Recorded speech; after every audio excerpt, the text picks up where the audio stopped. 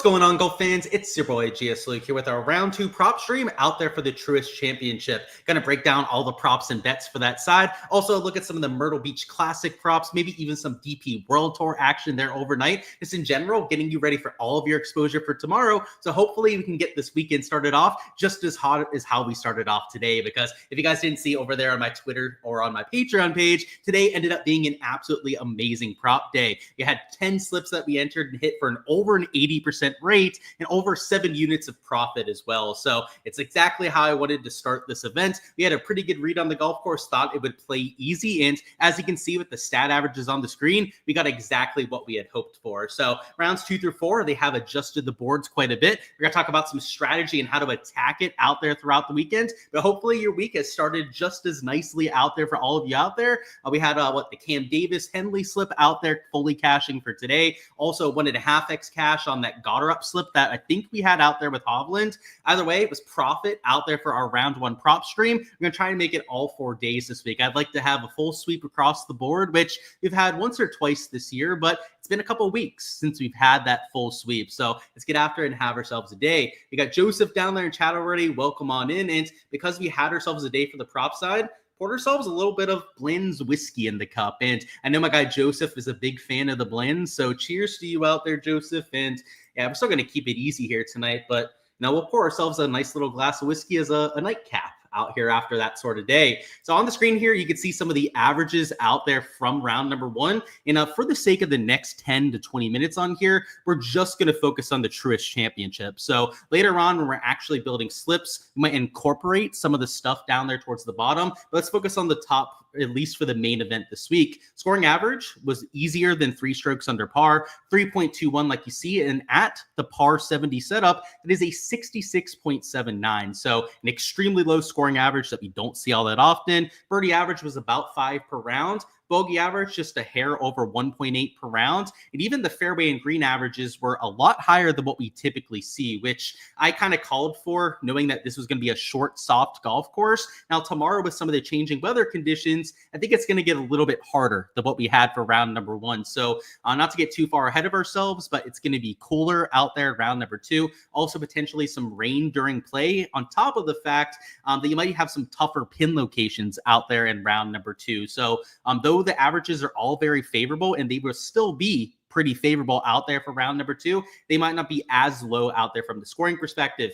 Reason for that would be this weather that we have here. As you can see, the temperatures max out at about 57 degrees Fahrenheit, and they're calling for quite a bit of rain. Now, depending on which forecast you look at, this is the HRRR that we have up right now. The timing of that rain could be up for question. Some of them calling for it later in the afternoon, some models calling for it around 7 or 8 a.m. And then you can see here on this HRRR, some even calling for rain pretty much the entire day. But with those lower temperatures, rain in play, also some winds that you can see down there in that forecast, I think that there's a chance that this plays significantly more difficult. Now, the question will always be how much more difficult will it play? But because it is a short par 70, I still think it's going to play well under par. So, I'm not talking about it going from playing like -3 to even par or something, probably something closer to like a -1 to -2 scoring average, which if you were here for the live stream yesterday, which is what I was calling for out there for round number 1. So I think with a little bit of weather, a little bit of the elements in play for round number 2,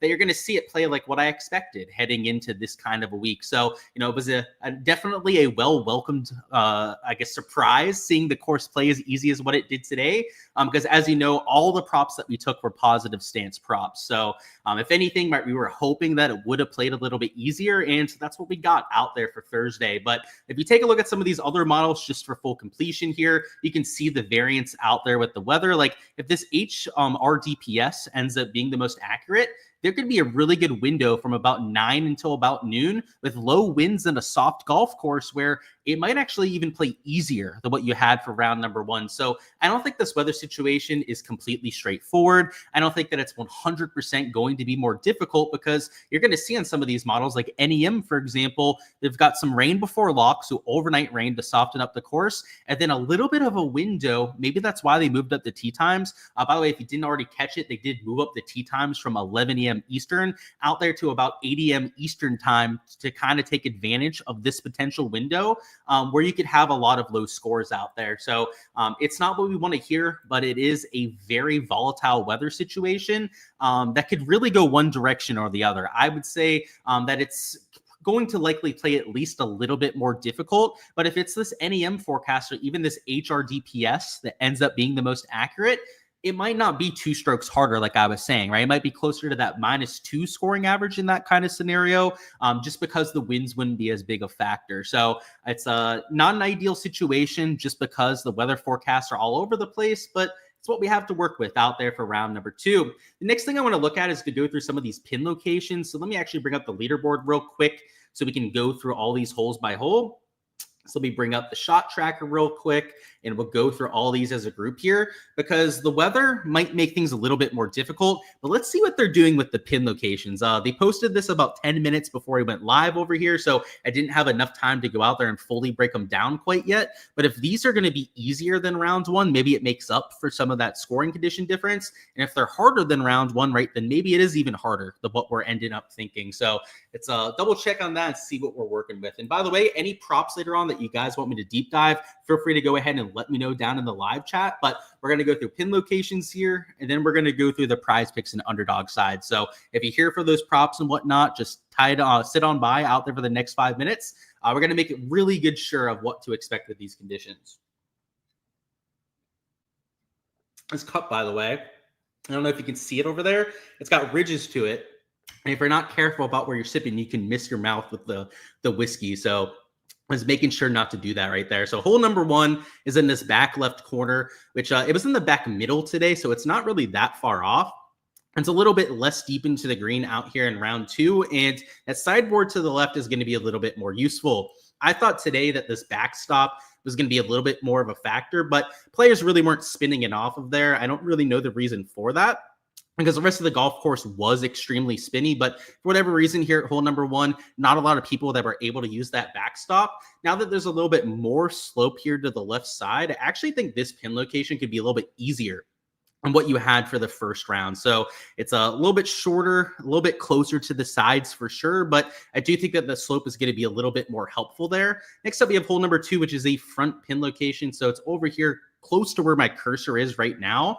In this back right corner, you did have quite a lot of room to work with, but if you were one of the players that wanted to drive this green, it was potentially reachable for some of your longer players.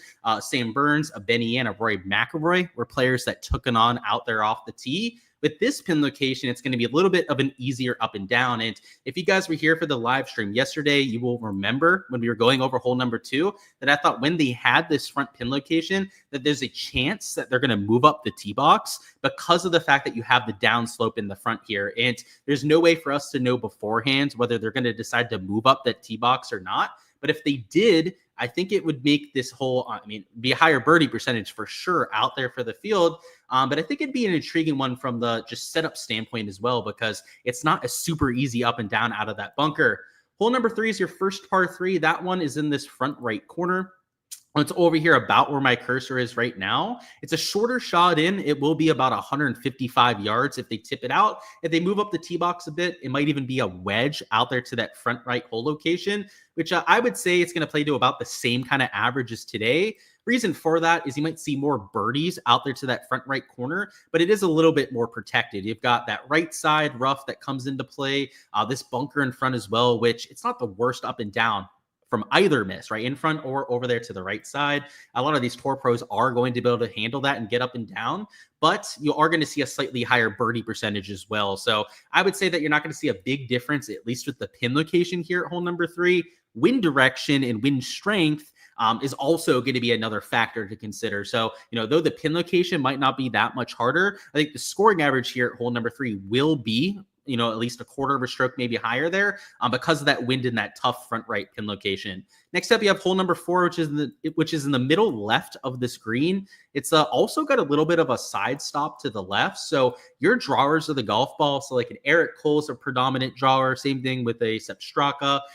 Even Rory McIlroy tends to hit a lot more draws than he hits fades, could use this slope to their advantage. So I think it's about the same kind of pin as today, maybe a hair more difficult, I would say, just because it is on the higher spot of the green. And today it was on that low spot on that front right corner, but it's a medium iron shot at the very most for these players. So I would expect, especially the guys that draw the ball, to make a 30, maybe 35% birdie rate over there at hole number 4, which might actually even be a little bit higher than what you had for today. Hole 5 is your first par 5. It is a back right pin. It's a little bit longer than today, but it is going to give you more room to run up a shot close. So today you didn't have a ton of eagles over here at hole number 5, but with this back right pin location, I think that will go up. Now, the birdie percentage will also probably go down a little bit just because it's a slightly harder up and down from these front bunkers, but a lot of players are going to choose to take more club into this green. It is an easily reachable par 5. So it's not an issue for these guys to just add a club or two and get it towards this back quadrant. If you're in this like second bunker or this, second or third bunker over here on the right side, it's going to be pretty simple up and down to that back corner. So, maybe I'd say it's probably going to play about the same, I'd actually say, just because you have that extra room to work with. And that maybe 5 to 6% eagle rate that you see here at hole number 5 could matter. And I'm not 100% sure on the wind direction. I've never been to this golf course, so don't even ask me, right, which direction the wind is going to be going quite yet. Maybe by the time we get to rounds 3 and 4, I'll have a good mental map of this golf course made where I'll be able to give you guys that kind of information off the top of my head. But without the compass on these overhead views, it's not going to be doable, at least as of yet, to be able to do that for you guys. But I work on it. I look at this golf course a lot, even with the Pro Visualizer, to try and learn them. So yeah, end of the week, it might be a different story over there. So hole number 6 is in this back left corner. So this kind of looks like a tricky pin, but once again, look at this side slope to the left. I'm telling you, and I know it's only the first 6 holes, so we can't make a true overarching statement quite yet, but it looks like the first 6 holes are set up for drawers of the golf ball, just because if you hit it at the pin or even just aim it just right, I mean, I'm a drawer. This is why I can tell you this. Having that slope is so helpful, especially if you're somebody that's a lower spin player like me, that tends to get quite a bit of rollout on the greens. Having that little bit of slope to stop the golf ball is like the absolute nuts. So like an Eric Cole is the kind of player that's going to be able to take advantage of that sort of thing. And if I had to pick a tour player, by the way, to give you the most similar swing to what I have, it would pretty much for sure be Eric Cole. Next up, we have hole number 7, which is also to the left side. I mean, what is this? This is the most biased setup I've ever seen. Just drawer pin location after drawer pin location. And you can see with all the slope kind of going to the left as well, hitting a draw into 7 would probably be favorable, but at least compared to today, I would say a slightly harder pin, just because today, if you hit a wedge in and you were coming from the fairway, you had this little backstop to hit the ball close to the hole. So for example, Keith Mitchell was able to use that slope out there to his advantage. Over here on the left side, I still think it's a pretty easy pin location, right? It's not tucked, it's not hard or anything like that. It's just that you don't have that little bit of backstop to work off of. So maybe a slightly harder one than today. Hole 8's an extremely hard hole. It is a 240-yard par 3. They moved it up one tee box, so they can't play it way back there, as you can see. But even from one tee box up, it was the hardest hole that you had on the golf course. But with the pin location to the right side, it is a little bit easier than what you had for today. The reason for that is that this bunker to the left does protect this back left pin location. To the right side, you have all of this green to work with. It is the broad side of the green as well. And no green side bunkers over there to that back right corner. Now, you don't want to miss long and right because that slope is going to make that up and down very difficult to pull off. But you're going to have a lot of green to miss. And I'd expect to see a lot of people short and left of that 8-pin location. Hole number 9 is a shorter par 4. That one is in the back right of this green complex. So it's about where my cursor is right now. And compared to today, it is a very similar pin location. It's about 5 yards further into the green. It's on the right side as opposed to the left side. But from the slope perspective, it really gives you the same kind of demands as round number 1. Hole number 10 is in the back left corner. It's kind of closer to the center than really tucked towards the left because it was a hole 7 paces on. I would say a little bit trickier than what you had today just because it is on the higher spot of the green. And that is something they tend to do out here when we have rain in the forecast. Anytime you have rain, water tends to settle down to the low spots. And these golf courses have immaculate drainage. So it hardly ever becomes an issue. But just in case, what the tour staff will do do on a day like this is they'll put the pin locations on this side of the green, the high side, like you can see from these overhead views, so that all the water will drain down to the lower spots. And if they end up having to squeegee greens, right, and have to go out there and get water off the course, they only have to do it if it's also flooding up on this top plane, which is much less likely than what you have on that low side. Speaking of the pin location, because it is on that higher plane, I do think that also adds some difficulty out there at hole number 10. Hole 11, let me get a sip of my drink as well, is a back left pin location. So here, about where my cursor is right now, and it's the same thing. And what they call these pin locations, by the way, they have a term for it. It's called high and dry pin locations. They put the pins high and dry so that they don't end up becoming a problem.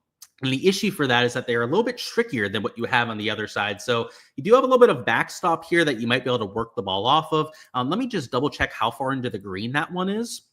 It's 17 on and then 6 from the side. So it's probably about right here.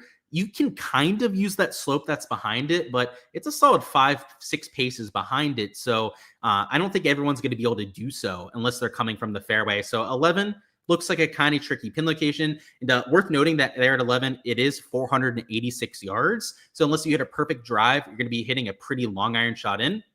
Hole 12 is a front right pin. This is a shorter par 4. So if you're coming in from the fairway, this is one of the few pin locations that's on the low spot. So if they do have any issues with the drainage tomorrow with potential heavy storms coming down, the first green to flood is, or to have an actual issue, is going to be greens like hole number 12, where you have that little low spot where a lot of that water can accumulate. But it is favorable out there for the scoring conditions, which is one of the few holes, because you can see today it was on top of that little shelf where players are going to be getting an easier setup for tomorrow, which, at least based on the first 12 holes, it's actually looking like a lot of things are coinciding for it to play a little bit harder tomorrow. 13, we have a back right pin. This also looks a little bit tougher than today. It's not necessarily on a shelf or a high spot, but it is a little bit higher in the back side of this green than what you have there in the front, and a slightly longer approach shot in as well. Let's look at 14 now. So 14 is that really short par 3, and it is going to be a middle right pin location. So that one doesn't look overly hard. You also have a backstop to work the ball off of as well. So I would actually say that this one is another one that's slightly easier than round number 1. Hole 15 is a par 5. So let's see where that one is. That is going to be on the middle left, actually even middle left back over here where about my cursor is right now. Not all that different than today. In fact, I would say almost the exact same kind of difficulty as what you had for round number 1. 16 is going to be a back right pin location. So this is a longer par 3 unless they choose to move up the tee box. And I will say this is an extremely hard pin. Over here on this back right shelf, as you guys can see, there's a lot of slope in front. There's slope to the left that makes this difficult. I would say with virtual certainty that they are going to move up the tee box here at hole 16. There's just no way they're going to play this at like 225 to this difficult of a pin location because it's not a major championship, right? If this was the US Open, then sure, I could see them doing that sort of thing. But I would say at least 50% of the time, if not more than that, they're probably going to move up the tee box a bit. So don't be surprised if tomorrow, if they're playing from about where my cursor is right now, as opposed to fully back there where it's a super long approach shot to one of the hardest pins that I've ever seen. And that's not even just at this course. That's one of the hardest pin locations I've seen, period. 17 is a back left pin location, so it is going to be a longer shot than today, and it is on that back shelf as well. So maybe they'll move up the tee box at 17 to make it play shorter because it is going to play over 500 yards if they play it to that back shelf. So just like 16, there's a chance they move it up to this pin location or tee box. But maybe they take it hard on players, right? They could choose to do so, right? Just say, screw it. It played -3. You can go out there and battle some of these more difficult holes. But if not, that one is going to have a lower birdie rate. And then finally, 18 is over here on this front right corner. It is like 10 or so paces on. So you have some room to work with. I would say it's about the same kind of difficulty as today because you do have some downslope, which can make it a little bit harder to get close to this hole location. but it is a shorter shot in. So probably about the same kind of difficulty as what you had for round number 1. But overall, after going through all these pin locations, I would say that it looks a slightly harder. And that's just a byproduct of the fact that we're getting some rain. They have to put the pin locations a little bit higher on these green complexes. That combined with the fact that it's cooler tomorrow, they might even have to play through some rain at some point of the day, has me thinking that the scoring is definitely going to be more difficult. Now, it's not going to play hard. It's not going to play over par, anything remotely close to that. But if I had to put a guess on it, -1.5 would be where I would project the field, which seems like a really big difference out there from day to day. And it might be a big difference, right? Maybe it plays to -2, -2.5. But I do think that something -3 or better would be pretty mind blowing to go out there and see. I just don't see it playing as easy as what you had for the first day, unless, and this is a massive unless all the rain and all the wind doesn't hit, right? If it's going to be just as calm as round number 1, then sure, they might go out there and still shoot a -3 scoring average. But if these weather forecasts are remotely accurate, then yeah, -1.5, maybe a -2 scoring average is where I would put the field average. So in terms of how that affects these other categories, birdie average could be closer to like 4.5 per round. I think that's a pretty good assumption for tomorrow. Bogey average probably going to go up to 2, maybe even like 2.5. 2.25 per round, that sort of thing. So bogey average could be a slightly harder one to narrow down. Fairway average ever so slightly likely going to go down. And then your green average could be a little bit more affected than the fairways. Fairway average probably at least going to be like 7.5 per round, probably closer to 7.7, 7.8. I don't think that one's going to be as affected. Green average, though, I think it'll be at most about 14 greens per round. And if they don't move up those tee boxes, like for example, 16 tee, they play it from the back over there, it might even be like 13.5 greens of regulation out there per round. So I do think you're going to see a difference out there with the scoring, but it's not going to go from under par to way over par. So don't overdo it when it comes to how you're evaluating this thing. But based on the conditions that you had today, I think you have to bring it down to earth just a little bit. Let's see. You said course will firm up by Saturday morning. The rain tomorrow might change that, man. But yeah, if the rain dodges it, I agree with you. Yeah, a little nip of Blanton's over here. So cheers to you. We'll take another sip here as well. What's going on, Antonio? Hopefully you're having a fantastic Thursday. He said, thoughts on Hideki for tomorrow. So let's go to the shots gained metrics. I actually didn't get a full chance to deep dive him over there on the Showdown live stream, but he was a little bit putter dependent today. So I'm not sure I can really count on him to gain 2 strokes putting every single round. So I would say that he's not really my favorite play in terms of the shots gained metrics, but I do think he fits this golf course quite well. He plays well on bent grass. That tends to be his best surface with the putting. He plays well on sloped greens. You've seen that at Kapalua in the past. You've seen it over there at the Masters with his win as well. And that was a win at the Masters when it was a little bit of a softer golf course as well, which with the Philly Cricket Club this week, we are getting a softer golf course here. So maybe that's not the worst crossover to have, but the shots gained metrics are a little bit suspect. And he said, do I like the course? You really enjoyed watching the new course? Yeah, man. Like from the prop perspective, it was absolute gold today. So I really enjoyed all the exposure that I had out there. I will say, I think it's too easy to go out here and play on the PGA Tour. I think even if it was firm and fast, it's probably playing to like a -1.5 scoring average, but it is a little bit different. I like these classical designs from time to time. Like Colonial Week is a lot of fun, and they just redid that. So we'll have to see exactly how it plays over the next few years. But I like it quite a bit. So I'm with you on that. I just wish it was a little harder. Like they grew out the rough to like 4.5 inches. Then we'd really be cooking around here. And he said also Dunlop is washed. Off the tee, he's washed. The other categories, I got to show you this, man. He's just only bad off the tee. And it was only really one hole today that really killed him. He lost 6 strokes off the tee. Then the other categories were okay. I don't know, man. He needs to find the driving whisperer, right? Maybe he needs to get a lesson with Rory McIlroy or something. Take $500K, whatever he needs to go out there and bribe Rory to get a lesson because he needs it for what we can see out there. So let's talk through some prop stuff. So if you guys have any bets you guys want me to deep dive, feel free to go ahead and let me know. But in terms of what I want to play, especially after seeing those pin locations, I'm really hesitant to want to play like unders on strokes or overs on birdies with the fact that we don't know about the rain either. Like if these guys in the morning are playing through some rain, I think it could go sideways really quickly. If there's not rain in the morning, then I could actually see these guys going out there and scoring a bit. So strokes, I'm going to be really hesitant to enter as of right now. Birdies, though, I'm not as hesitant with. And the reason I say that is because even if it is going to be rainy, you're going to see guys throwing darts in a rainy conditions. It's going to be extremely receptive greens. Guys that are on par with their irons are going to be able to go out there and set up a lot of birdie looks. And with the average, I think it's going to be at least like 4.5 per round. There are some guys at this 4.5 number that I think could make sense out there for an over or two. So like just based on the first look, like Novak kind of stands out. Højgaard does because he's a very aggressive player. Somebody that has also been in decent form over the last few weeks. It's the Berger kind of stands out as potential over. They do also have some Myrtle Beach guys on here, which by the way, we'll talk about here in a second because I do want to talk about maybe mixing in a Myrtle Beach prop to go out there and get a better multiplier. But you have Cam Davis, Sahith Theegala down here towards the bottom, Eric Cole, might want to take for an over there at 4.5. But if I was going to take a positive stance play out there for tomorrow, it would be this birdie board just because we don't know exactly what's going to happen out there with the course setup. And I think like worst case scenario, let's say that they're playing through wind and rain tomorrow.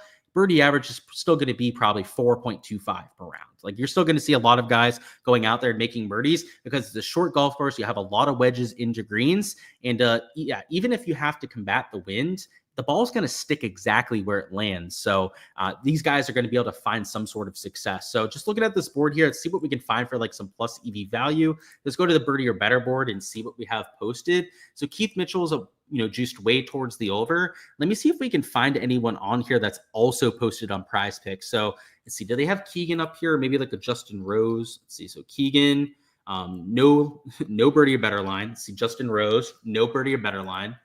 I have a feeling that they're not going to give us many plus EV values over here on the sportsbook lines, but let's see. Henley, Straka, let's see if they have anything posted for those two. Henley, nope. Straka, nope. Those two, by the way, Henley, Straka, I would really like because they set up pretty well when it comes to the shots gained metrics. Where did we leave off? I'm blind. That's right, over here. So Akshay, I know we had on there. He's minus 130 for the over. So he would be like a slight plus EV value if you wanted to go out there and mix that in.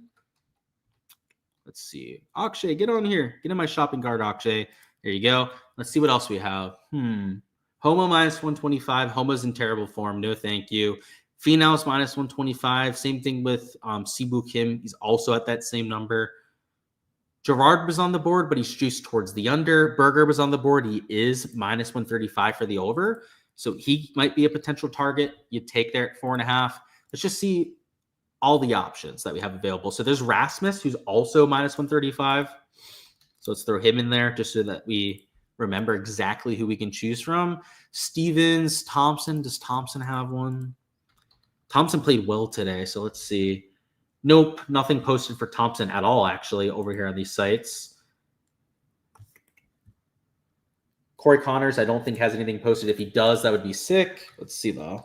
Corey. Shit out of luck on Corey Connors. Theegala's only minus 125. Okay, kind of surprises me. I thought he'd be like minus 135, like some of these other players that we've seen. Let's see, does Sanjay have any?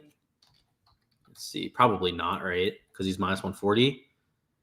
Yep, nothing posted for him. Unsurprising because they're definitely looking at these sportsbook odds themselves. What else? Spawn was posted, but he's only minus 125. And then there's the Novak one, right? We knew that one was posted there at the 4.5 mark. So in terms of the best plus EV values, it would be these three. I will say that Akshay today, he had a nuke round, so I kind of want to stay away from him just because it is so hard to go out there and have 2 nuke rounds in a row. We have to narrow this down anyway, so I'm just going to take him out of there. Let's find who we want to take between Berger and Højgaard. So they have the same sort of plus EV value. What we want to see here is the different shots gained metrics between the two players. So Rasmus today, he gained off the tee but lost on approach, and then he gained over there with the putter. It's going to be Berger for sure. So you can see here with Daniel Berger today, he gained off the tee and he gained with his approach play, but he lost 3.5 strokes putting. And even though he lost 3.5 strokes putting, you can see over here that he still had 5 birdies on the round. So he did have multiple 3-putts. So he had a 3-putt at 14, a 3-putt at 17. So that was part of the reason he went out there and lost all those strokes. In fact, he also 3-putt over there at hole number 2. So it wasn't like he was overly terrible out there on the greens. I think the shots gained metrics and the score in general don't really give perspective on how well he was hitting it out there from tee to green. I mean, if you look at the green and regulations, right, he hit 17 of his 18 greens. So had a bunch of birdie looks out there, wasn't even getting all that many to drop. So let's throw Daniel Berger in there. And then what I wanted to do out here for something to pair it up with, we could look at some Eurogolf stuff. I had a few that I was considering before we got on the live stream here, or we could look at some of the Myrtle Beach stuff. So before we give an actual pairing for this, let's talk about those two events. So let's start with Myrtle Beach. Myrtle Beach, round number one, played to a -1 scoring average, which last year wasn't that far off than what you had for that scoring average. It was a hair harder than what you had for last year, and the birdie average was also just a hair lower than what you had for last year. So for round number two, they are expecting some rain overnight over there in Myrtle Beach, potentially early in the day as well, as you can see on this HRRR, but it's going to be a little bit windier as well. So I think that the conditions will probably be about the same as round one. You'll have softer greens, which will help those players, but the winds are going to be a little bit more of a factor as well. But going back to this forecast and to try and pinpoint maybe the PM wave, if it's going to rain in the morning and maybe be windy, and then in the afternoon, it'll be warmer, and then it's going to get a little bit calmer, I think the PM guys tomorrow for the PGA event, the alternate event over there at Myrtle Beach, could get the best conditions. So if you're playing in Showdown, which this is the prop live stream, but I know some of you play Showdown over there in DraftKings yourself, you might want to throw in some PM lineups over there for Myrtle tomorrow, because that looks like when the winds are going to be pretty calm, it's going to be as warm as what it is for the entire day. And if they get an inch of rain, as what you could see here on the forecast, it's going to be receptive the entire day, right? Not just the morning like you typically get out there, but because of the extra rain coming down, it's going to be receptive the entire round. So potentially consider that.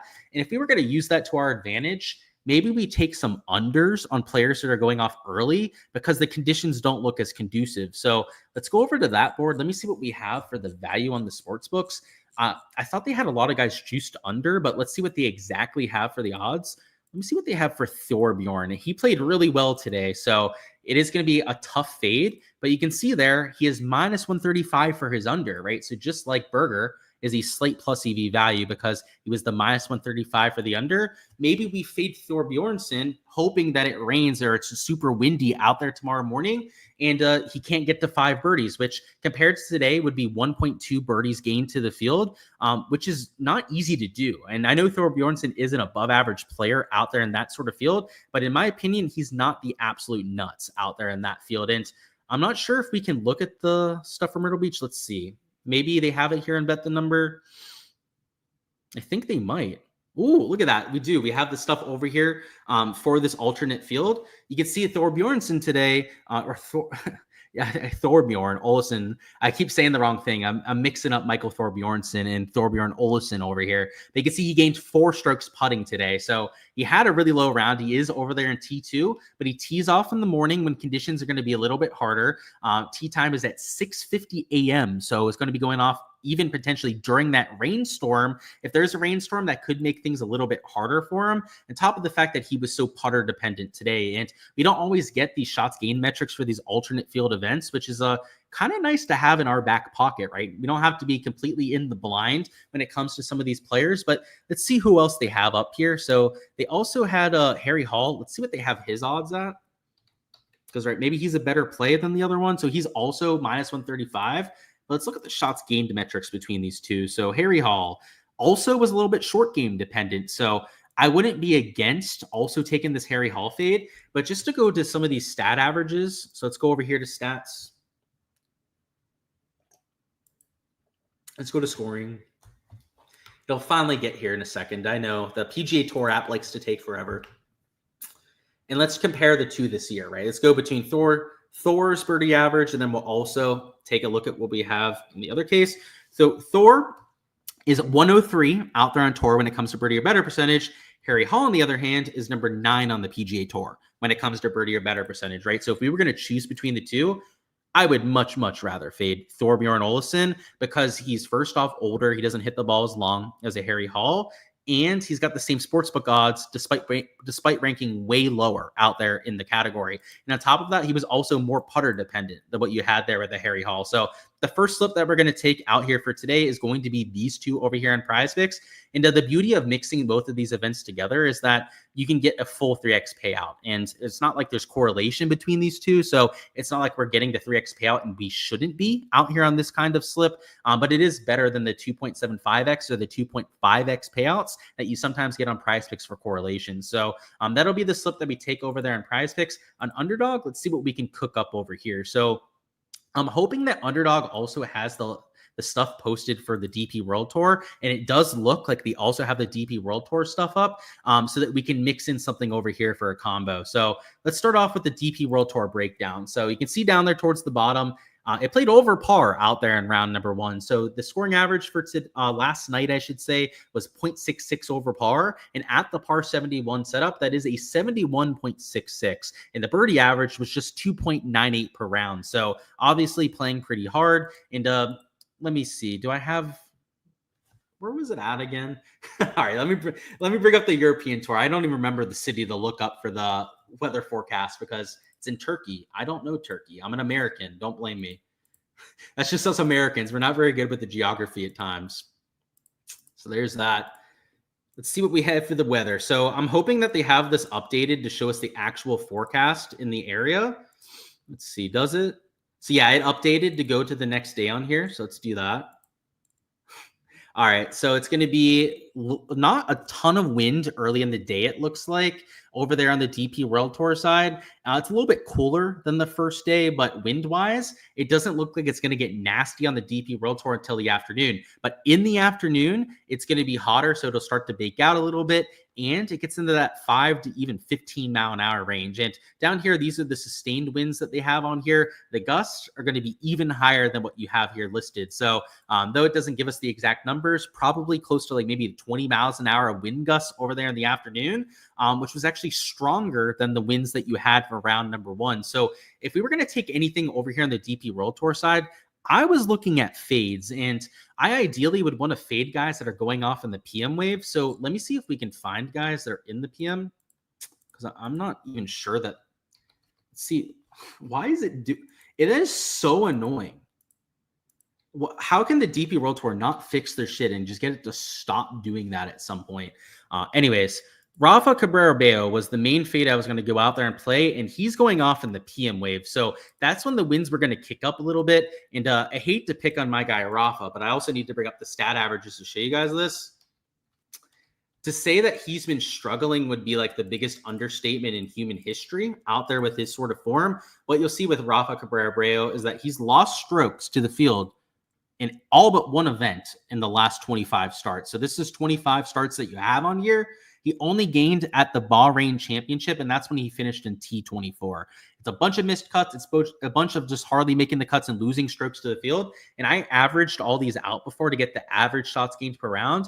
He's losing close to 2 shots gained per round on average. So if the scoring average is 71.66 and he's losing on average 2 strokes per round, that's like 73.66 for a projection. Now, we'll say, okay, let's be more conservative about it. Let's just put him at like 72.5. That's still a 1.5 discrepancy compared to what you have for this sort of projection. So you can see here at 71, I think that there's a lot of value out there for that sort of over. So let's take that. Let's go back over here to the PGA side. And because I want to kind of limit ourselves to birdie or better props, let's only sort by that and see what we have available. And maybe we can find some line value there. Do I think the round scores being at 66.5 and 67.5 is too low? I do think it might be too low, man. But the issue I have with that is if they play and there's no like wind or rain, there's a possibility that happens, by the way. If they just happen to escape the storms over there during the morning, then no, they would make a bunch of sense to be at those sort of numbers. But if they're playing in any sort of wind or rain, then yeah, they're definitely too positive. But I'm staying away from those myself. I don't want to play God ahead of times and try and predict what's going to happen with the weather, because who knows? These forecasts are all over the place at this point. I'm just going to try and take the variance out of it and take the birdie props that are a little bit more consistent. You know, Akshay Nuke today, shooting 63, but thoughts on the round score at 67.5. I'd stay away from it, man. If they're playing through wind and rain, it's not going to be easy to shoot -3 tomorrow. So I might sit back and wait on that. I would maybe look at the birdie line. I think he was even money on the sports books for that. You might just want to take that instead. How does a no-cut event happen a week before a major? This field is stacked. Yeah, man. I think at some point they're going to change it because they're getting a lot of feedback from fans and players themselves, from people not liking these no-cut sort of events. So maybe it'll change out there for next year. But unfortunately, not my favorite for sure. You said on Myrtle. Thanks, dude. Yeah, Myrtle's I got to say, they do have the Myrtle for the one with the cut event this week, but Myrtle Beach, shittiest field in human history. Did I talk about Minwoo at all? His stat scream major bounce back? I didn't, and I actually didn't see that with Minwoo, but let's see what you're looking at because I trust you on that for sure. Let's go back to the Truist Championship. Let this load. So I don't know about that. So he did lose on approach day, and he lost off the tee, and he gained over there with the short game. I mean, I do think he's going to be better with the ball striking stat. So if that's what you mean between these two, then I totally agree with it. But I hate when a player is short game heavy and then losing out there with the ball striking. It's a lot that has to go right for him, right? He's got to go out there, continue to putt it well, and to go out there and turn around his swing. He could definitely pull it off, though. It's Minwoo Lee. He's an elite tier player, but the stat profile isn't the best. Do we know why Scotty didn't play this week? He said it actually after he won at the CJ Byron Nelson. He always takes off this week. It's kind of been his tradition over the PGA Tour, and he was going to keep his tradition this year. So I think that he had it planned ever since January, and him winning probably made it even easier to go out there and skip that event. So unfortunate that we don't have the world number one here, but that's life sometimes, right? Let's talk through what we're going to pair up with this Rafa Cabrera Bello prop. So we've got that already mixed in. Let's see what we can find. So I don't think Finau was a plus EV over, but let me double check to make sure my memory is serving me correctly because I thought he was like minus 125. But if he was minus 135, he could be in consideration here. Let's see. Wrong category. Okay. It would help if I would click the right one. Tony Finau is minus 125 out there towards the over. So yeah, memory served me exactly correctly there, but let's see what else we have. So you have some of the Myrtle Beach guys on here too. So we could look for some fades from Myrtle Beach to actually pair up with this Rafa prop if we wanted to. Thorbjorn, we already played. We already played the Daniel Berger one, so I'm not going to double dip. I hardly ever will go out there and double dip out there on plays. But they don't have a lot of morning guys posted for this Myrtle Beach. And the ones that they do are like Danny Walker, who's got way juice towards the under.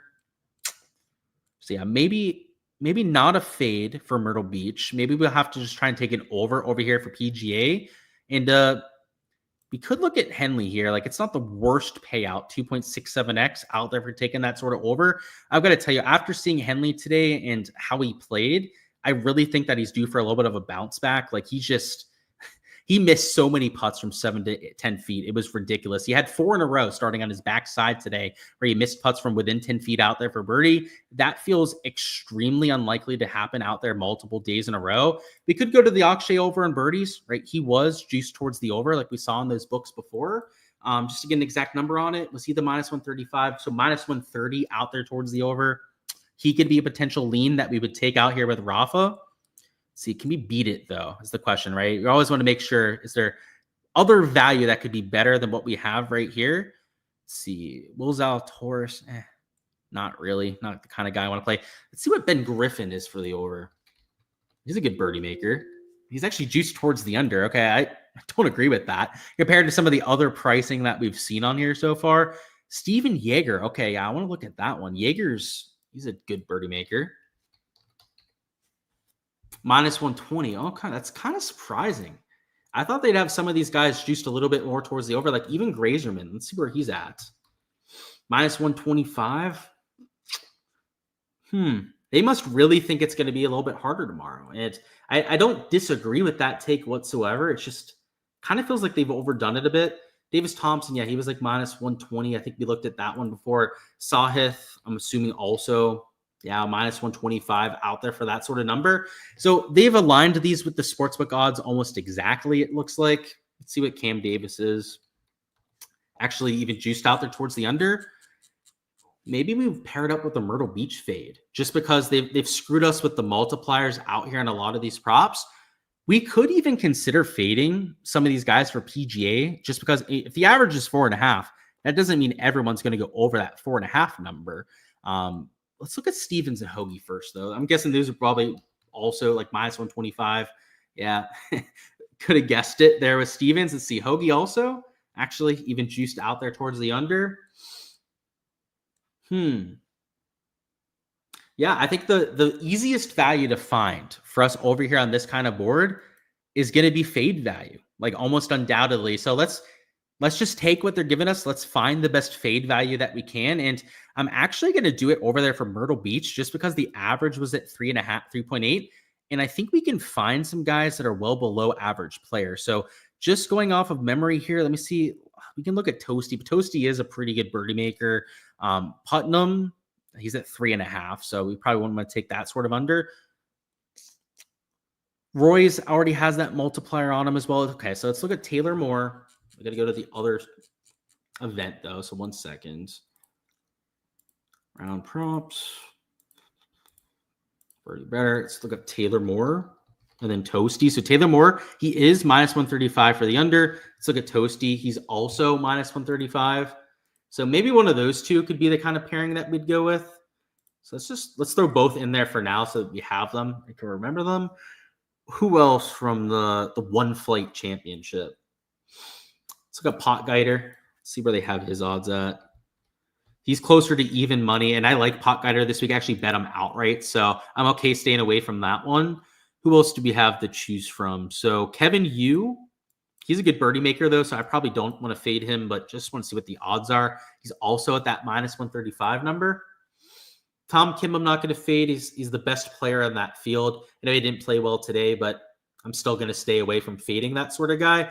We already know the Harry Hall one. He was juiced towards the under, but he is a really good birdie maker.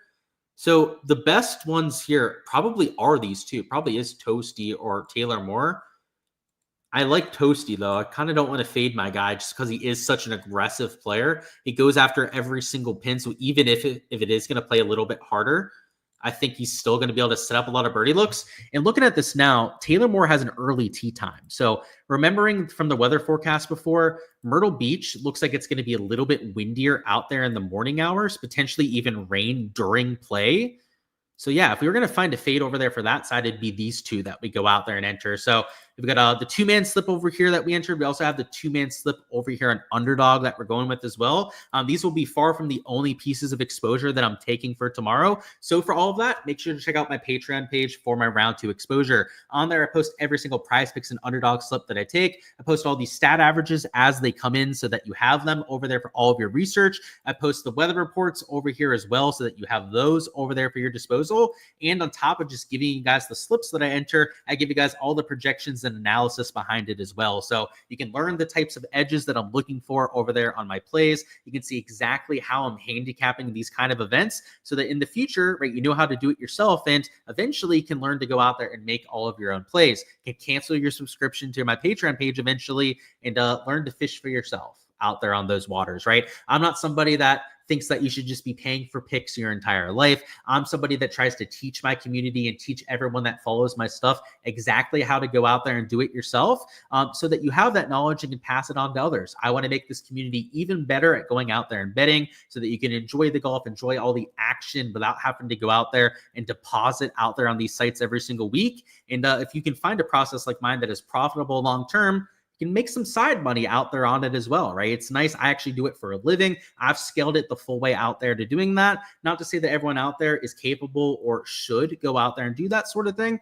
But even if you're just entering props out there for fun, it'd be a much better thing for you if that was sustainable and if it wasn't draining the wallet in the process. So if you guys want to learn how to be a better of golf, make sure to check out my Patreon page, link in the description to go out there and check that out. On top of just having these spreadsheets, I also post all the showdown stuff that I do for any given round. And I'm going to bring up that spreadsheet real quickly so I can show you guys what I'm talking about there. But over there on the Ship It Nation YouTube channel, I do all my showdown streams out there for rounds 2 through 4, but I still have all my projections that I do on my website. So over here, I've got all my ownership projections, all the projected points out there for the field. And not only can you see my entire player pool over there on the uncensored version on Patreon, every projection, all the modeling out there for players, but I give you the why on why I'm playing people, right? Not just who I'm going out there and using, but I tell you why I'm on each player. And for the next day, it's either because they're ball striking it well, they're due for some short game regression, or they're high upside players that are high birdie percentage guys that go out there and light it up out there with the Draftkings scoring. So Patreon page, on top of having all the prop stuff over there on Underdog and PrizePicks, also has all the stuff over here from the DFS side on DraftKings. So for Showdown rounds 2 through 4, make sure to check that out. Also covering every single main slate over there on the Patreon page. But to round out this live stream, we're going to catch up on chat rather quickly and then talk through some matchups and 3 balls over here for tomorrow. So if you're somebody that enters those 3 balls out there for any given slate, that's what we're going to talk about next. So strap on in for all of that. Where'd we leave off? So do we know, EVR low-key playing great golf. Thoughts on him? I agree with that. Nearly, or should have won last week if Scotty Scheffler wasn't in the field to take it from him. But round number 1, he went out there, gained a bunch on approach, and lost in the other 3 categories. This is a great stat profile, though. If there's any one category to go out there and completely carry yourself, it is always going to be out there with the iron play. Everything you said, I go out there and agree with. He's been playing well the last few weeks, continuing it over there for round number 1, and yeah, even there at minus 11, even as some chalk out there in DFS, I don't think he's the worst play in human history. I've seen worse options to go out there and get to. Let's go through these 3 balls here. So my process out here with 3 balls is just to try and find some long shots that make sense. You're not going to see me betting guys that are favorites out here for these 3 ball bets. Hardly ever out there on the PGA Tour. So we're going to make sure on the right tournament, let's use the main event for this, because if we want to look for 3 balls over there in those alternate events, we'll probably do that later on tonight. But for the sake of the live stream, let's focus on the signature events. So let's start at the top end of the board. And by long shots, I'm usually looking at like plus 160 or longer. So it's usually not the first guy in the groups that I'm looking to go out there and target. I'm normally trying to find the second or third option in these 3 balls that is ball striking it well, going up against a stud that was maybe a little bit more putting dependent. So for the example of this first group, Michael Kim had a horrendous day. So Keith Mitchell, first round leader, went out there, gained a whole bunch of putting. Thor Bjornsson could be a little bit of a long shot to take a look at. Now, you also have to take a look at the stats and make sure that they line up. He was okay off the tee, lost a little bit over there in approach, but then is due for some short game regression. Let's see what we have with Keith Mitchell now. And I already told you, right, he putted really well today. Ball striking was there, but as a plus 210 underdog, like that's the kind of spot I'd consider. And I went slightly better odds than plus 210. So maybe over there in FanDuel, you can get something a little bit better. Normally FanDuel has like you'll probably have like a plus 220 over there in FanDuel, at least based on historically what they post. Hard Rock, though, tends to post the best odds out of anyone. So I'm actually bringing up Hard Rock right now to see what we have out here on this 3 ball. Because if I can find, they actually don't have them posted quite yet over there for round number 2. But when Hard Rock posts their 3 ball bets, if you give me a plus 225, a plus 230 over there in Michael Thor Bjornsson, that's the kind of number where I'll start to take a shot on this kind of guy, because, it's only a 1 round sample size. Keith Mitchell is your first round leader. It's going to be really tough to go out there and back that up. I liked Thor Bjornsson at this event to begin the week to go out there and start things. And now at plus 210, like that feels like a good number. So let me see what we have over here on FanDuel. Let's do some line shopping to see what we have. Yeah, so there's the 3 balls. Let's find Thor now. So Thor Bjornsson's also plus 210 over here on the FanDuel side. So maybe that's not the worst number to go out there and mix in. But if you give me that plus 225 or better, I'm going to be a buyer for sure out there on the Thor Bjornsson. But let's see what else we have to cook with here.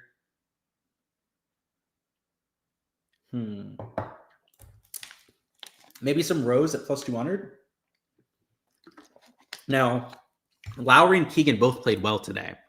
So it's not like you're getting a dud either of those those 2 players. But Lowry was a little bit putter dependent. You can see he gained over 1.5 strokes there. And then Keegan Bradley, he wasn't as putter dependent per se, but he did still gain 1.2 strokes in that category. So Justin Rose, who by the way lost over 2 strokes with the putter, that is extremely unlikely to happen again. And if you compare the putting for all 3 of those players, Rose is one of the best bent grass putters that you have in the entire field.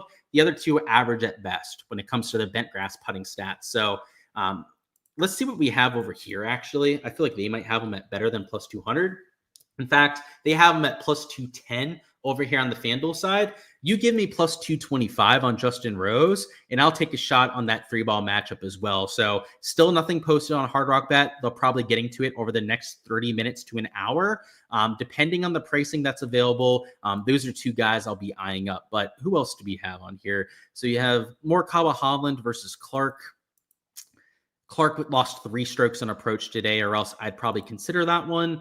You have Xander, Hideki, Akshay. Akshay played beautifully today, so I'm not quite sure I agree with him being such a massive underdog against those other 2 players. He did gain with the putter, did gain around the green, but was the strongest out there on approach, which is why I was kind of considering that one at first. Finau at plus 170. Now, Max Homa, I still think is broken, so I'm not that worried about him there at plus 190. You can't completely cross him off, but I'm not as worried about Max Homa for sure. I want to look at Pendrith and see what he did today. So Taylor Pendrith was short game dependent. That's a good fade spot there. And then Tony Finau, I know, also made quite a few putts, but let's see exactly how he got it done. So yeah, he gained also about 2 strokes into the positive. I'm not going to bet that one. I wish Tony Finau was a little bit more approach dependent, but it's close there at plus 170. Like, especially over here in FanDuel, maybe he's closer to the plus 180 number, plus 175 over there. If it was plus 200, I would probably be a buyer on that spot. Not so sure at the plus 170 mark, though. What else do we have? So Dietrich, Bazane, Rogers and Campbell versus Gerard. No, thank you. These slapdick groups, unless it's somebody that really hit the ball well today, are probably not going to be guys that I'm looking at. Let's go English versus Rasmussen Highsmith. Probably not one I would bet. Griffin really hit the ball well today, but could have been a little bit better with the putter. Like maybe he could be a look over there, that sort of number. But I'm also not completely sold there. Let's go with these 2. Let's go with the Justin Rose one. I really like the bent grass putting stats. I really think he's going to turn it around for tomorrow. And then depending on the odds we can get with Thor Bjornsson, I might add him on top of that at like plus 225 or something like that. But those are the kind of 3-ball bets that I'm looking to place. I'm trying to find guys that are normally the longest shots out there in the groups. And I know some people like betting some of the favorites and, doing 2-man parlays, that sort of thing, and juicing up the odds. But I've had a lot more success with straight bets, especially when I'm getting over that like plus 150, plus 160 out there in players. But I can find the ball strikers or the players due for some regression, like what we have there with the Justin Rose. Those are the ones that I've had the most success with long-term. So over there on my Patreon page, in the Discord channel specifically, is where I'll be posting all of that stuff as I get to it. And I don't always enter a whole bunch of like 3 balls or matchup props, but when I do, I'll make sure to post them because they're normally some of the better value props that we have on the board. So make sure to stay tuned to the Discord channel on my Patreon page for all of that when it goes live. But that's all I've got over here for the round 2 live stream. I've got to get some dinner in my belly. It's getting late over here on the East Coast. But we're going to finish this little bit of Blanton's that we have in the cup over here. Enjoy yourselves some video games after we get that food in our belly, and enjoy all the golf that we have out there for Friday. But best of luck with all the exposure that you're getting to. Make sure to tail these slips if you end up finding the props value out there yourself. And make sure to check out the Patreon page for all the exposure that I'm getting to out there for tomorrow.